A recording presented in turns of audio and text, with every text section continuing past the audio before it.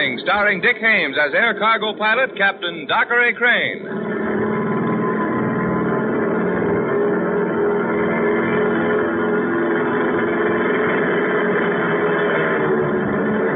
Cargo 91743 to LaGuardia Tower. Requesting landing instructions, please. Over. LaGuardia to 91743. You're number 2 to land. Visibility 7 miles. Wind northwest 290 degrees, 20 miles. Altimeter setting 025. You'll be clear to land on runway 21. Is that you, Crane? That's me, Dockery Crane. What are you bringing into our fair city this time, Crane? Cabbages, kings, or crumb bums? No, you're wrong all the way, Buster. I'm bringing in a dent in my rudder, a dram of drugs, and a date with death. You know me, I fly anything.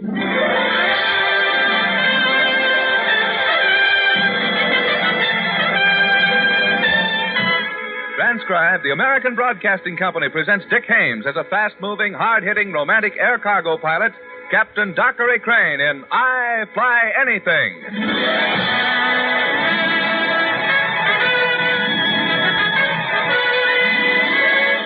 My name is Dockery Crane, and my business is the Wild Blue Yonder business, the pickup and delivery business by air.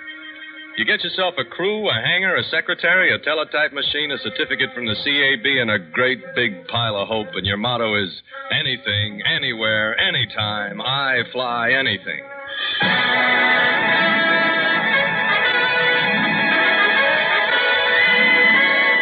I wasn't putting on a rover boy act when I told the tower I had a date with death. I would have preferred a date with a lively redhead. Who wouldn't? Except a guy already married to a redhead. But time was running out. Death is one date you shouldn't keep waiting around too long. Hey, June. June, answer, will you? Dockery, can't you see I'm busy? Where's Buzz, for heaven's sake? Well, he's checking the loading. Oh, come on, June. I got to finish his flight plan. Well, step on it, will you? Hello.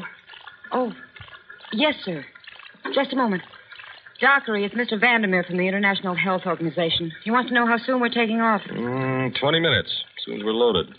20 minutes, sir. Yes, I'll tell him. He'll meet you at the plane, Doc. Well, I've got no room for him. This is an overseas flight.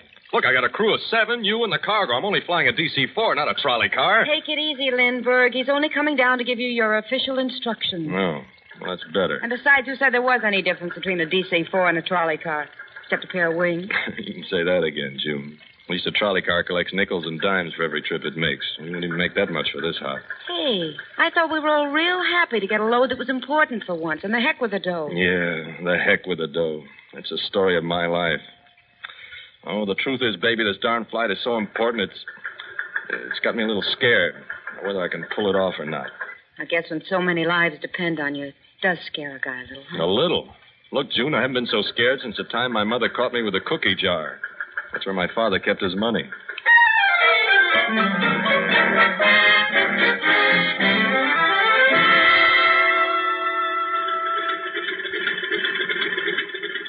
Is the cargo aboard, Buzz? Check. How about the crew? Board. Where's June, Dockery? Filling a thermos bottle. She likes her coffee over the ocean. She's queer that way.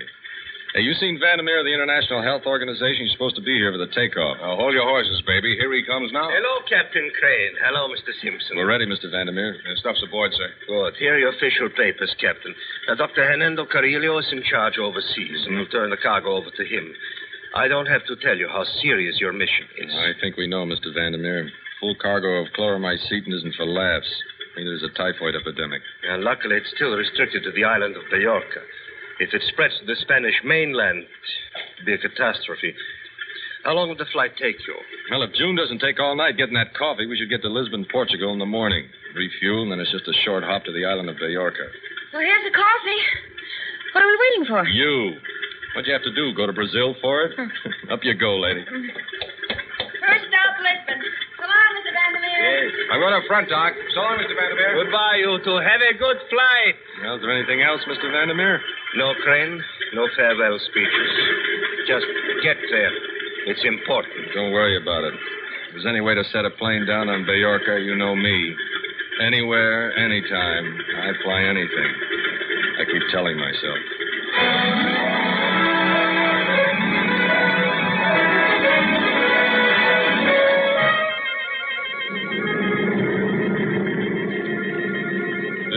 Emergency Flight 91743 USA.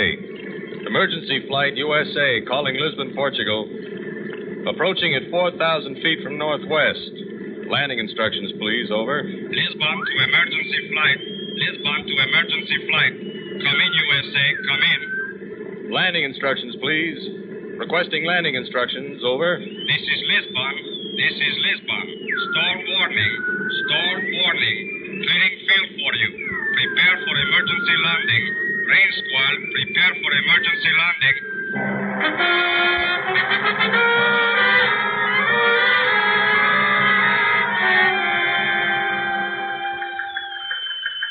Lisbon Tower. This is Air France, Flight 3. I'm in trouble. Can't see you. Lost the feed. Over. Lisbon Tower to Air France, Flight 3. Fly east at 3,000. We will give you compass reading in 5 minutes. Say, listen, are you the guy who says I can't take off at Mallorca? Capitan Crane, can't you see what's happening? You almost didn't make the landing yourself. The No. wind has risen. 2 planes overturned right here on the field. Emergency calls are coming in from all over the area. I cannot let you pull out of here for Mallorca. You'll never make it. Look, what do you think this is? A $5 an hour sightseeing bus I'm flying? There's an epidemic on Mallorca. My plane is loaded with chloramycete, and those people are dying. You don't have to lecture me. I know people are dying on Mallorca. My own mother and father live on that island. Your crew is willing to take the risk? Yes. Just pray the emergency landing lights are still working on Mallorca, Capitan. Good luck.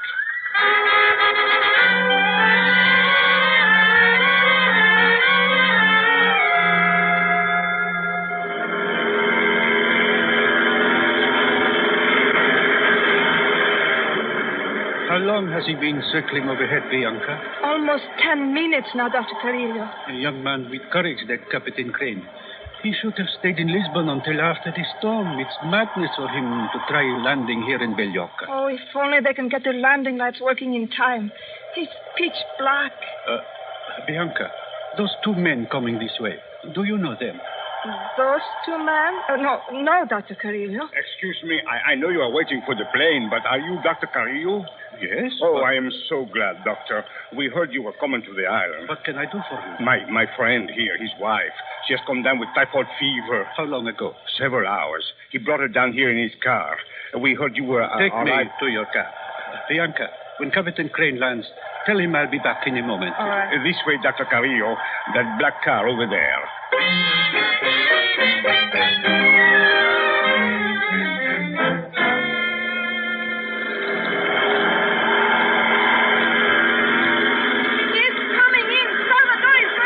The name is Dr. Carrillo now. Carrillo, do you understand? Yes, I'm sorry. Oh, I smashed the wheel. They may be hurt. Captain Crane, are you all right? Not even a scratch. Are you Dr. Carrillo? Yes, I am Dr. Carrillo. We're happy you made it safely, Captain Crane. Happier than you can imagine.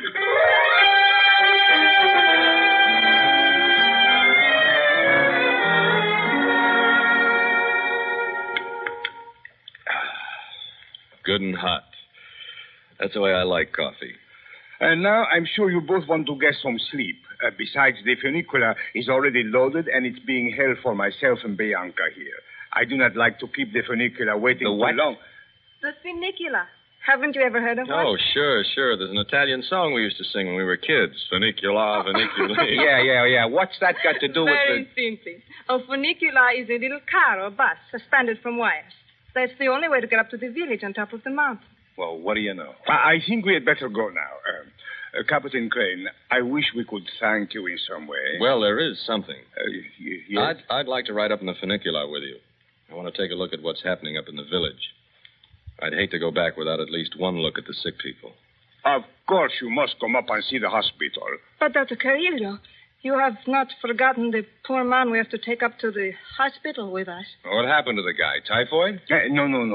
It was an accident. Badly burned. He is all bandaged up and waiting in that car you saw outside. But first, Captain Crane, I must inoculate you against the fever. And then we will all go up together.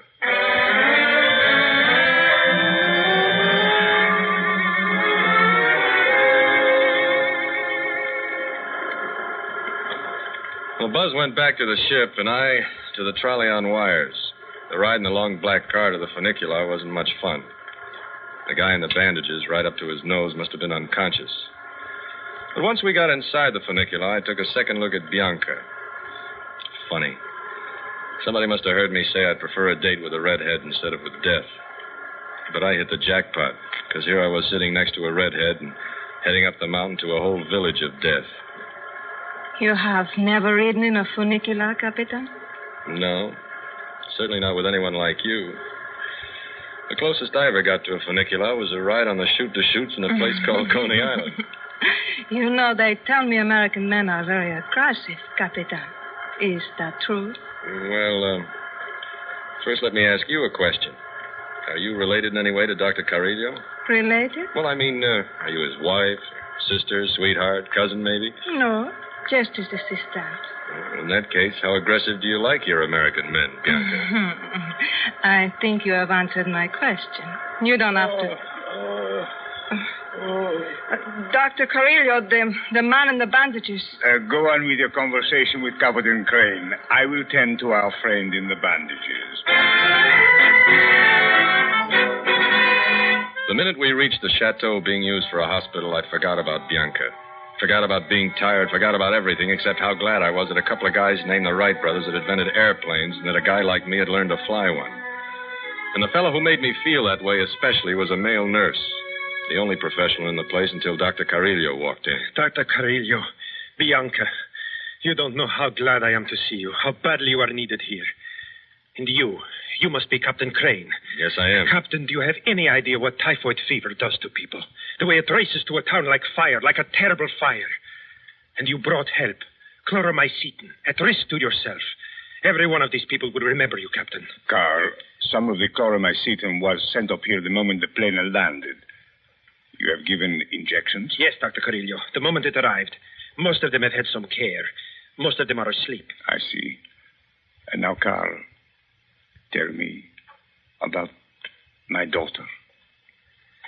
I'm afraid she's not too well, Dr. Carrillo. The fever is high. Your daughter, Dr. Carrillo? This morning, after working without sleep all night, she came down. I would like to see her, Carl.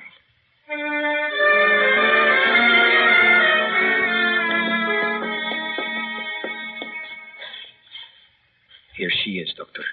Her chart, Carl. Fever. Pulse. I see.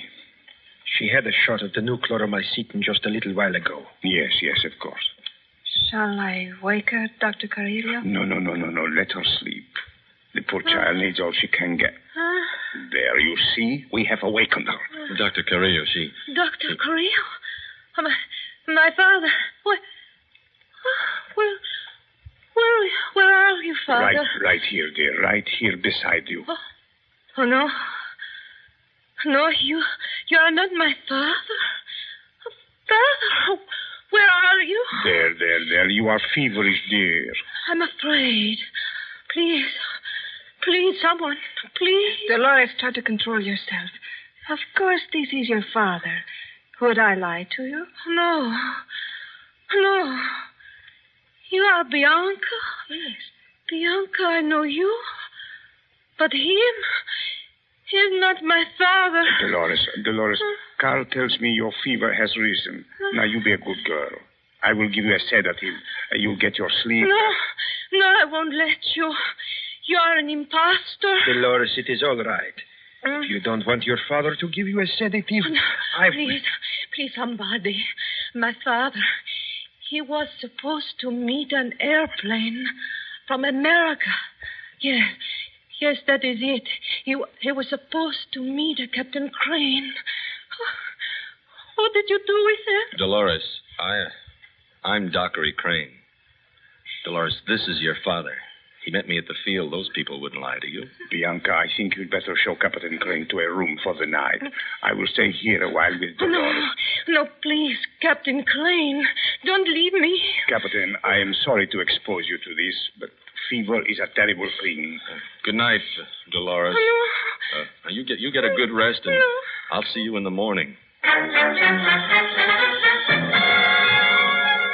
I hit the bed and caved in like an empty sack. But I couldn't sleep. I couldn't even shut my eyes. I hadn't even thought of counting sheep when I heard my door opening slowly. I saw the figure come staggering toward me, and for a second I was sure the fever had gotten me. Then I jumped out of bed and caught her just as she was about to keel over. Oh, Captain Crane. Dolores, you're a sick girl. What are you doing here? Captain Crane. Here, let me put this blanket around you. Captain Crane, don't say a word. I don't have much time, and you must believe me. The man you met is not my father. There is something wrong. I know I'm ill, but please believe me. Ask him my mother's maiden name. Ask him where she was born. That will prove I'm right.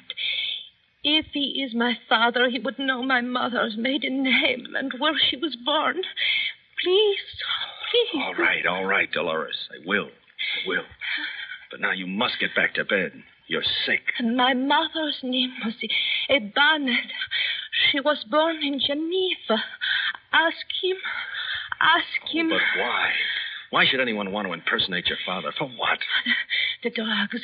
Maybe for the drugs. I don't know. I can't tell you. But everything here since the war, everything here has different value. Chloromycetin brings a great price on the black market. Maybe. But what would they have done with your father? If what you're saying is true, where's your father, your real father?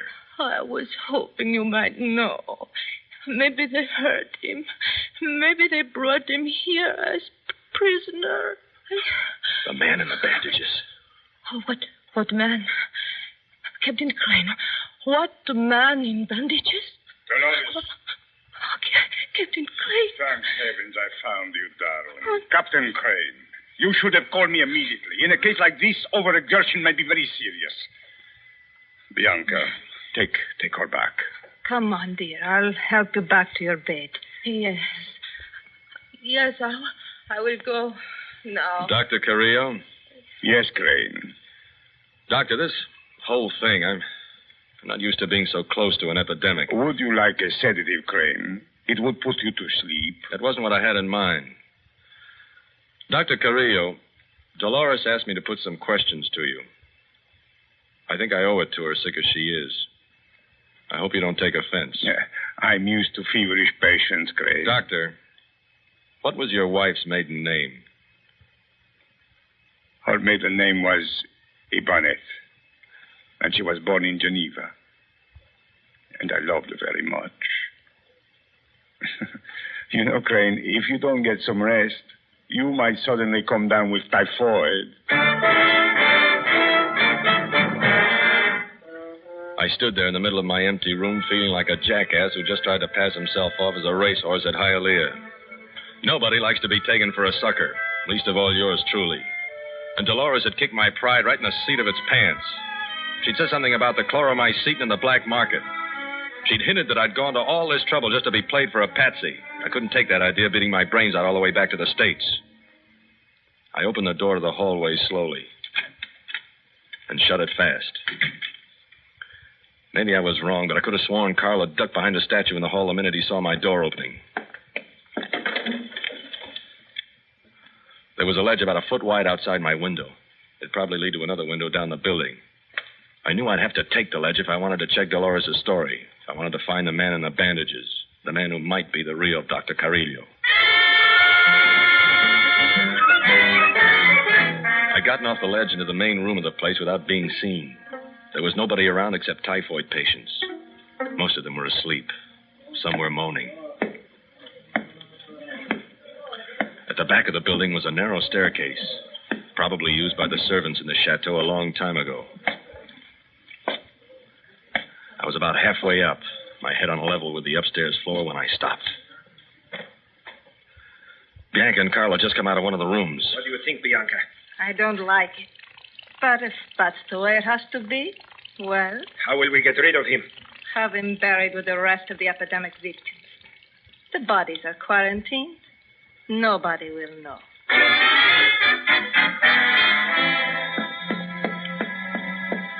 As soon as they were gone, I got to the door of the room they just left. It was dark. Pitch black. The shades were drawn. I don't think I'd have seen him except for the white bandages. Who are you? I've got to find out who you are. Go away.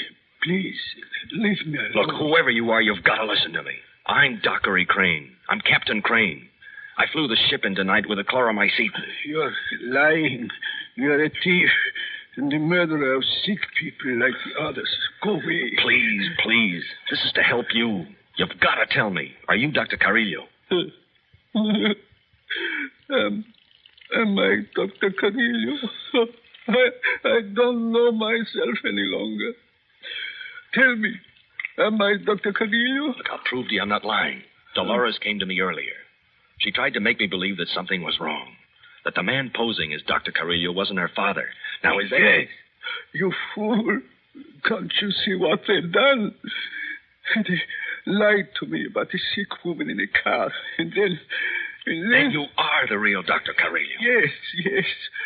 What have they done to Dolores? What have they done to her? I'll help her whatever way I can. I promise you that. Think that Bianca and Carl, my own assistants, to think that they would do this just for money, to rob the sick for their own profit.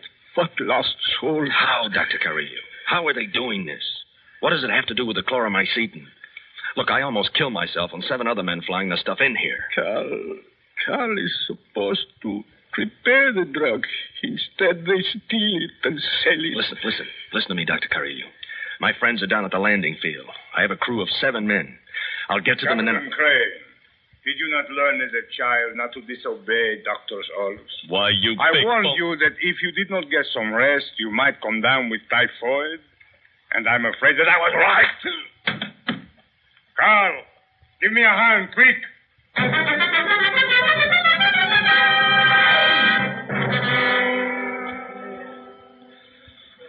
When I came to, it wasn't the bump on my head that bothered me.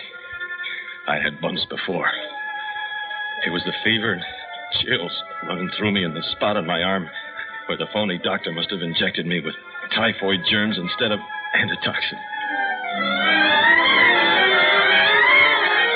By the sounds around me, I could tell I was on the main floor, but in a room by myself.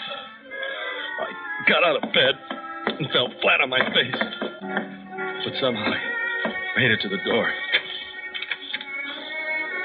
Nobody around. Maybe they hadn't expected me to come to so fast. I sized up the big room full of fever patients and picked out a big guy who didn't look as sick as the rest. Are you asleep? No. The fever, I can't sleep. Look at me. Do you recognize my face? Of course. I will always remember it. Earlier tonight when you came in with Dr. Carrillo, you are the American pilot. Thank you. I don't have much time. I need your help. The man I came in with is not Dr. Carrillo. What?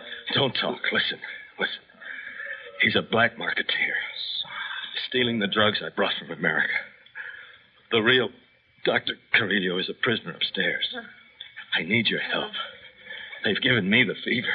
Is this really true? Yes, I swear it. But what can we do? Any one of us alone doesn't stand a chance. But if somehow we could spread the word among all the men in this place. We're half dead, but we're also half alive. My wife, she is from the village. She is a cleaning woman here. Yeah. When she stops by my bed, I will have her spread the truth. Yes. My husband told me, and the American told him. Spread the word. Pedro's wife, yes. The American told them. Spread the word. You must. I know you are weak. We are all weak, but together we are stronger than they are. All of us, dear. All of us. Tell the American we're ready. We are ready. 80, 100. I don't know how many are here. My wife is a good woman. They're waiting for you. Good. Tell her. You are very sick. So is everyone else here. We'll get well together. Not at all. Look, tell your wife. In a half an hour, all of us, everybody, into the main office.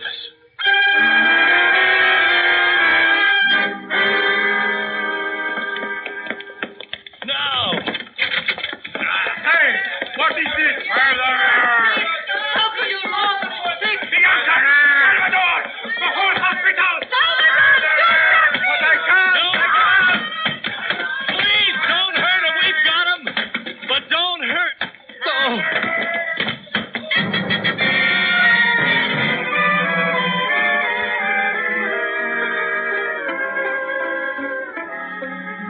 June, Yes, boss. he's coming too. What do we got? A payload back? How about that? Been in a coma for 24 hours, and all that's on his mind is a payload. June. Buzz. Hey, relax, sonny boy. It's 24 hours since you stormed the Bastille. June, what? How? Yeah, you're half dead, but you want to know, did I get a return payload in Barcelona? How did you know? Because I know you well enough to know it's not my great, big, beautiful pair of eyes you're interested in.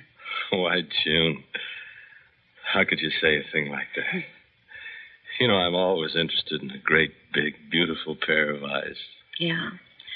Well, your dreams are coming true, lover boy. You got a payload back of 12 of the most beautiful pairs of eyes you've ever seen in your life. No kidding. Man, oh, man. A dozen Spanish dancers, maybe, huh? A dozen Spanish cows, Captain Crane. Oh. Well, one thing's sure. If we run into bad weather going back, we'll have the best darn milkshakes you've ever seen.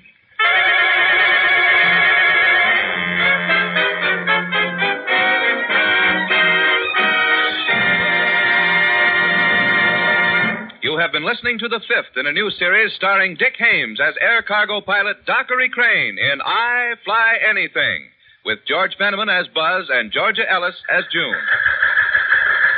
And there goes the teletype with next week's cargo load.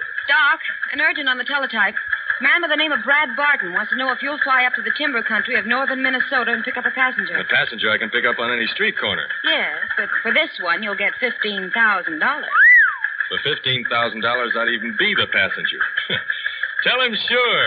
Anything, anytime, anywhere, I fly anything.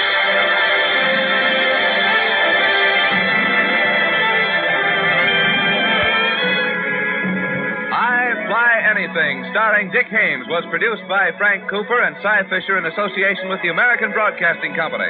The script was by Abe Guinness and Arnold Pearl. Music was composed and conducted by Basil Adlam. This transcribed program was directed by Dwight Hauser. This is Lou Cook speaking.